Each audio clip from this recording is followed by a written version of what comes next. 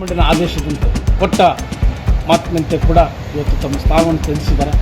ತಾವು ಆ ಸಮಾಜದ ಮುಖಂಡರಾಗಿ ಅಲ್ಲಿ ಸಿದ್ದರಾಮಯ್ಯ ಹಿತೈಷಿಗಳಾಗಿ ಈ ಬಗ್ಗೆ ತಾವೇನು ಹೇಳಿ ಸರ್? ಇವತ್ತು ನೀವು ಅವರು ಮಾನ್ಯ ಸಿದ್ದರಾಮಯ್ಯ ಸಾಹೇಬ್ರ ಒಂದು 50 ವರ್ಷದ ರಾಜಕೀಯ ಜೀವನದಲ್ಲಿ ಅವರು ಯಾವತ್ತೂ ಸಹಿತ ಯಾರಿಗಾದರೂ ಒಬ್ಬರಿಗೆ ಮಾತು ಕೊಟ್ಟರು ಅಂತಂದ್ರೆ ಅದರಂತೆ ನಡ್ತಕ್ಕಂಥ ಯಾರಾದರೂ ಒಬ್ಬ ಈ ರಾಜ್ಯದಲ್ಲಿ ದೇಶದಲ್ಲಿ ಒಬ್ಬ ವ್ಯಕ್ತಿ ಅದಾರ ಅಂತಂದ್ರೆ ಅದು ಮಾನ್ಯ ಸಿದ್ದರಾಮಯ್ಯರು ಅಂತ ಹೇಳಕ್ಕೆ ಬಯಸ್ತೀನಿ.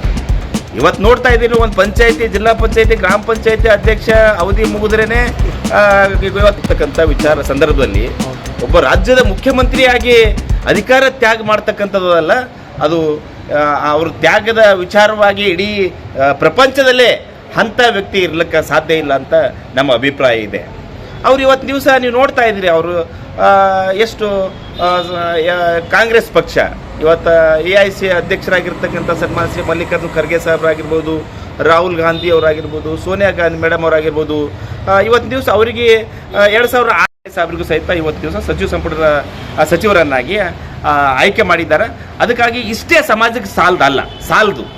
ಯಾಕಂದರೆ ಇವತ್ತು ಒಬ್ಬ ರಾಜ್ಯದ ಮುಖ್ಯಮಂತ್ರಿಯಾಗಿ ಕೆಳಗಿರತಕ್ಕಂಥ ಸಂದರ್ಭದಲ್ಲಿ ಇವತ್ತು ನಮ್ಮ ಸಮಾಜಕ್ಕೆ, ಕುರುಬ ಸಮಾಜಕ್ಕೆ ಸುಮಾರು 5 ರಿಂದ 6 ಸಚಿವ ಸ್ಥಾನವನ್ನು ಬೇಕಾಗಿದೆ. ಕಲ್ಯಾಣ ಕರ್ನಾಟಕದಲ್ಲಿ ಪೂರಾ ನಿರ್ಲಕ್ಷ್ಯ ಮಾಡಲಾಗಿದೆ. ಕಲ್ಯಾಣ ಕರ್ನಾಟಕದಲ್ಲಿ ಯಾರಿಗೂ ಒಬ್ಬರು ಕೊಟ್ಟಿಲ್ಲ. ಈ ಕೊಪ್ಪಳದಲ್ಲಿ ಒಬ್ಬರೇ MLA ಇದ್ದಾರೆ, ರಾಘವೇಂದ್ರ ಹಿಟ್ನಾಳ್ ಅಂತೇಳಿ. ಅವ್ರಿಗೆ ಯಾವುದು ಇವತ್ತಿನ ದಿವಸ ಸಚಿವ 2-3ನೇ ಸಾರಿ ಅವರು MLA ಆಗಿದ್ದಾರೆ. ಆ ಭಾಗಕ್ಕೆ ಪ್ರಾತಿನಿಧ್ಯ ಸಿಗಬೇಕು ಅಂತಂದ್ರೆ ರಾಘವೇಂದ್ರ ಹಿಟ್ನಾಳ್ ಅವರಿಗೆ ಇವತ್ತಿನ ದಿವಸ ಸಚಿವ ಸಂಪುಟದಲ್ಲಿ ಸೇರಿಸಲೇಬೇಕು ಅಂತೇಳಿ ಇಡೀ ಕಲ್ಯಾಣ ಕರ್ನಾಟಕದ ಹಕ್ಕೊತ್ತಾಯ ಇದೆ. ಅವ್ರಿಗೆ ಬರ್ತಕ್ಕಂಥ ಸಚಿವ ಸಂಪುಟದಲ್ಲಿ ವಿಸ್ತರಣೆ ಸಂದರ್ಭದಲ್ಲಿ ಅವರಿಗೆ ಅವಕಾಶ ಮಾಡಿಕೊಡ್ಬೇಕು. ಮತ್ತು ಬೇರೆ ಬೇರೆ ಕಡೆಯೂ ಸಹಿತ ಇನ್ನು 3 ಸಮಾಜದ ವ್ಯಕ್ತಿಗಳನ್ನು, MLAಗಳನ್ನು ಸಚಿವರನ್ನಾಗಿ ಮಾಡಬೇಕು ಅಂತೇಳಿ ನಮ್ಮ ಆಗ್ರಹ ಇದೆ.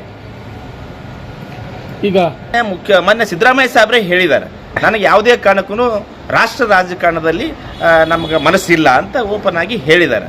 ಆ ಕಾರಣಕ್ಕಾಗಿ ನಾವು ಹೈಕಮಾಂಡ್ಗೆ ಮತ್ತೊಂದು ಮನವಿ ಏನಂತಂದರೆ, ಮಾನ್ಯ ಸಿದ್ದರಾಮಯ್ಯ ಸಾಹೇಬ್ರನ್ನ ಅತ್ಯಂತ ಅವ್ರ ವಿಚಾರಗಳನ್ನು ಇವತ್ತೇನು ದಲಿತರಿರ್ಬೋದು, ಅಲ್ಪಸಂಖ್ಯಾತರಿರ್ಬೋದು, ಹಿಂದುಳಿದ ವರ್ಗದವ್ರು ಇರ್ಬೋದು, ಇವರಿಗೆ ಸಿಗ್ತಕ್ಕಂಥ ಸೌಲಭ್ಯಗಳನ್ನು ಕಲ್ಪಿಸುವ ಸಲುವಾಗಿ, ಸಂವಿಧಾನದ ಹಕ್ಕುಗಳನ್ನು ಕೊಡ್ತಕ್ಕಂಥ ಸಲುವಾಗಿ ನಾನು ಯಾವುದೇ ಕಾರಣಕ್ಕೂ ವಿಶ್ರಾಮ ಮಾಡೋದಿಲ್ಲ. ನಾನು ಈ ಸದಾ ಯಾರು ಮುಖ್ಯಮಂತ್ರಿ ಆಗ್ತಾರೆ ಆ ಜಾತಿಯವರು, ಆ ಜನಾಂಗದವರು ಒಬ್ಬರೇ ಮುಖ್ಯಮಂತ್ರಿ ಆಗಿರಲಿ, ಒಬ್ಬರು ಮಂತ್ರಿ ಆಗಿರಲಿ, ಉಳಿದದೆಲ್ಲ ಬೇರೆ ಅವ್ರಿಗೆ ಹಂಚಿಕೆ ಕೊಡಲಿ. ಒಂದೇ ಸಮಾಜದ ಮುಖ್ಯಮಂತ್ರಿ ಅವರೇ ಮತ್ತೊಂದು ಮಂತ್ರಿಗಳನ್ನು 5-6-7 ಹಿಂಗೆ ಮಾಡಿದ್ರೆ ಅದು ಅಸಮಾನತೆ ಆಗ್ತದೆ.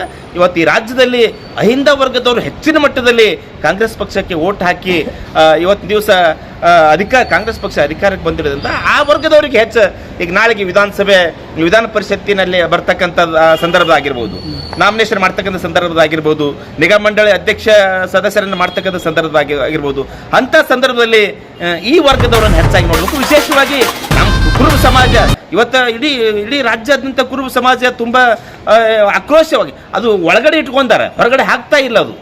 ಅದನ್ನು ನೀವೇನಾದರೂ ಸಮಾಧಾನ ಮಾಡಬೇಕು ಅಂತಂದರೆ ಈ ನಿಗಮ ಮಂಡಳಿ, ವಿಧಾನ ಪರಿಷತ್ ಸದಸ್ಯರು ಮತ್ತು ಸಚಿವರುಗಳನ್ನು ಕೊಡ್ತಕ್ಕಂಥ ಕೆಲಸ AICCದವ್ರು ಮಾಡಬೇಕು, ಕಾಂಗ್ರೆಸ್ ಪಕ್ಷ ಮಾಡಬೇಕು ಅಂತೇಳಿ ನಾನು ಆಗ್ರಹ ಮಾಡ್ತಾ ಇದ್ದೀನಿ.